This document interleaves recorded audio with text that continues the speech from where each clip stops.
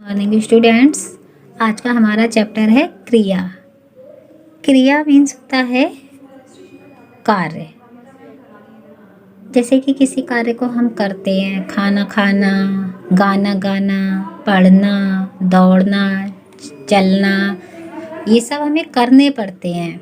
और कुछ जो कार्य होते हैं वो अपने आप हो जाते हैं, जैसे कि सूर्य का निकलना, ये अपने आप हो जाता है।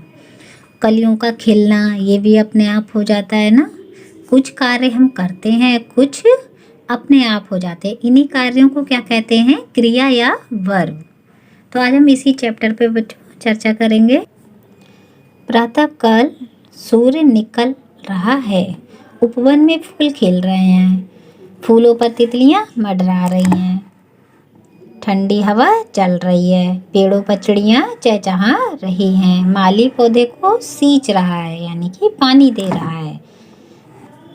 ऊपर के वाक्यों में रंगीन छपे शब्दों से किसी काम के करने या होने का पता चल रहा है, यानी कि बोध हो रहा है हमें कि कोई काम इसमें हो रहा है। कुछ काम हो रहे हैं और कुछ किए जा रहे हैं। कुछ कामों को क्या क्या हमें करना पड़ता है, भी मैंने बताया था, और कुछ अपने आप हो जाते हैं। जैसे तितलियों का मंडराना, चिड़ियों का चहचहाना और माली का पौधों को सींचना ऐसे काम हैं जो किसी न किसी के द्वारा किए जा रहे हैं। तितलियां मंडरा रही हैं, तितलियां उड़ रही हैं, यानी कि चिड़ियां चहचहा रही हैं, और माली के द्वारा पौधों को सींचा जा रहा है।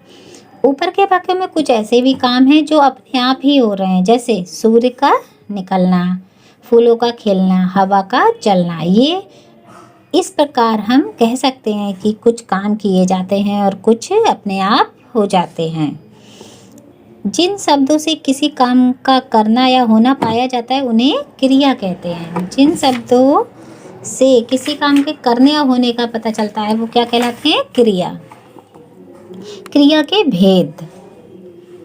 कर्म के आधार पर क्रिया के दो भेद किए जा सकते हैं, यानी कि कर्म मतलब काम के आधार पर सक्रमक क्रिया और आक्रामक क्रिया। अब सक्रमक क्रिया कौन सी होती है? जिन क्रियाओं के साथ कर्म का प्रयोग होता हो, कर्म का प्रयोग होता हो। जैसे कि बच्चे आइसक्रीम खा रहे हैं, यहाँ बच्चे क्या खा रहे हैं? आइसक्रीम खा रहे हैं, ये कर्म है इनका। क्या खा रहे हैं? आइसक्रीम। दादी जी कहानी सुना रही हैं, दादी जी क्या सुना रही हैं? कहानी सुना रही हैं, हमको ये पता चल रहा है। तो ये क्या है? सकर्मक क्रिया। अब ये दिया है ऊपर के चित्रों में बच्चे और दादी कुछ काम कर रहे हैं, ये वाक्य के कर्ता हैं। वाक्य के क्या है? कर्ता हैं। आइसक्रीम और बच्चे, काम करने वाले को कर्ता कहते हैं। क्रिया का फल जिस पर पड़े उसे कर्म कहते हैं। क्रिया का फल जिस पर पड़े उसे कर्म कहते हैं। यदि क्रिया के साथ क्या या किसे लगाकर प्रश्न किया जाए तो उत्तर में जो शब्द आता है उससे जो शब्द आता है वह कर्म होता है। जैसे कि बच्चे क्या खा रहे हैं? आइसक्रीम, और दादी जी क्या सुना रही हैं? कहानी। कर्म आ गया ना, ये क्या? कर्म मीन्स काम। जिन क्रियाओं का कर्म होता है या जिन्हें कर्म की आवश्यकता रहती है वे सकर्मक क्रिया कहलाती हैं। ठीक है, अब अकर्मक क्रिया पे आ जाइए। जिन क्रियाओं के साथ कर्म का प्रयोग नहीं होता उन्हें अकर्मक क्रिया कहते हैं। जैसे कि बच्चा हंस रहा है, अब यहाँ पे कर्म नहीं है, क्या है? क्रिया है सीधे। बच्चा हंस रहा है, हिरण दौड़ रहा है। इन चित्रों में बच्चा और हिरण कुछ काम कर रहे हैं। बच्चा हंसने का और काम कर रहा है। बच्चा और हिरण वाक्यों के कर्ता हैं। क्या है? कर्ता हैं। इसमें कर्म नहीं है। इन वाक्यों में कर्म नहीं है, क्योंकि यदि इन वाक्यों की क्रियाओं से क्या या किसे लगाकर प्रश्न करें तो उत्तर प्राप्त नहीं होगा। अगर हम पूछे कि कौन दौड़ रहा है तो उसमें तो लिखा ही है। बच्चा क्या कर रहा है, किसे हंस रहा है, ये कोई उत्तर नहीं है। हिरण क्या, किसे दौड़ रहा है, ये उत्तर नहीं है। हंस रहा है और दौड़ रहा है, ये दोनों क्रिया बिना कर्म के अकर्मक है। मतलब जिन क्रियाओं में कर्म नहीं होता या जिन्हें कर्म की आवश्यकता नहीं होती वे अकर्मक क्रियाएं कहलाती हैं। क्रिया के बिना वाक्य अपूर्ण रहता है। क्रिया एक शब्द की तथा एक से अधिक शब्दों की हो सकती है। वह अभी आया, वह अभी आ रहा है, एक शब्द की क्रिया और एक से अधिक शब्दों की क्रिया। जैसे कि आया एक शब्द हो गया, आ रहा है ये क्रिया है लेकिन ये एक से अधिक शब्दों की क्रिया है। था, थी, थे भी क्रियाएं होती हैं। वह बीमार है, गांधी जी महान थे। क्रिया से काम के करने या होने के समय का पता भी चलता है। जैसे कि वह आ रहा है, क्रिया चल रहे समय की हो रही है। वह आया था यानी कि बीते हुए काल में हुई थी। वह आएगा यानी कि अभी आएगा, आने वाले समय में। किसी काम के करने या होने का बोध कराने वाले शब्दों को क्रिया कहते हैं। कर्म के आधार पर क्रिया के दो भेद हैं, सकर्मक और अकर्मक। सकर्मक क्रिया कर्म के साथ प्रयोग की जाती है, अकर्मक क्रिया कर्म के बिना। उसे कर्म की आवश्यकता नहीं होती। है, था, थी, थे ये भी क्रियाएं हैं।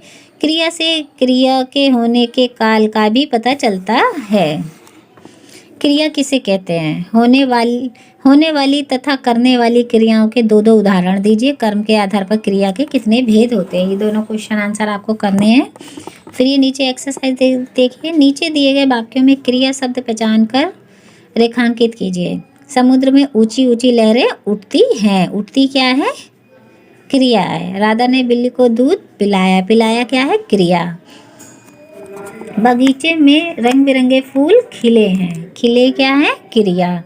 बरसात में मेढक टर्रा रहे हैं क्रिया है। कनु पेंटिंग बना रही है क्या है? क्रिया है। गौतम आइसक्रीम खा रहा है। खा रहा क्या है? क्रिया है। कोष्ठक में दी गई क्रियाओं के सही रूप से रिक्त स्थान भरिए। तुम मेरे घर कब आओगे? थका होने के कारण वह देर से उठा। शेर को देखकर छोटा बच्चा डर गया। आज सुबह से वर्षा हो रही है।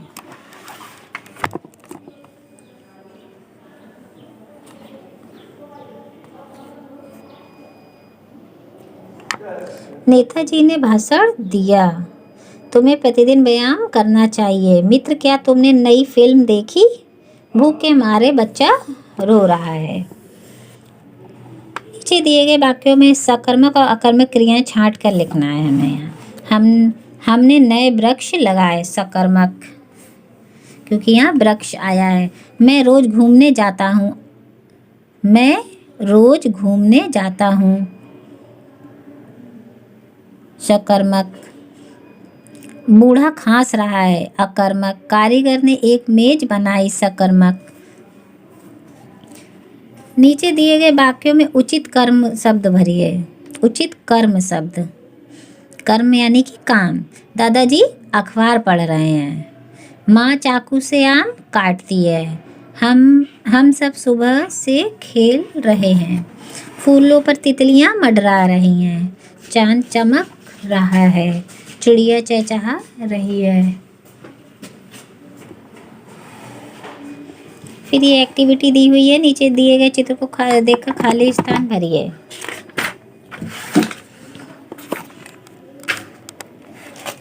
शाम हो गई, सूरज ढल गया। पक्षी घोंसले में वापस आ गए। गाय अपने घरों को वापस आ गई। बच्चों ने खेलना बंद कर दिया। अब ये आपको अपने आप लिखना है। आप स्कूल आने से पहले क्या करते हैं और आप स्कूल से लौटकर क्या क्या करते हैं। ये वाक्य आप अपने आप करने हैं। ये आपका होमवर्क है। ओके बच्चों।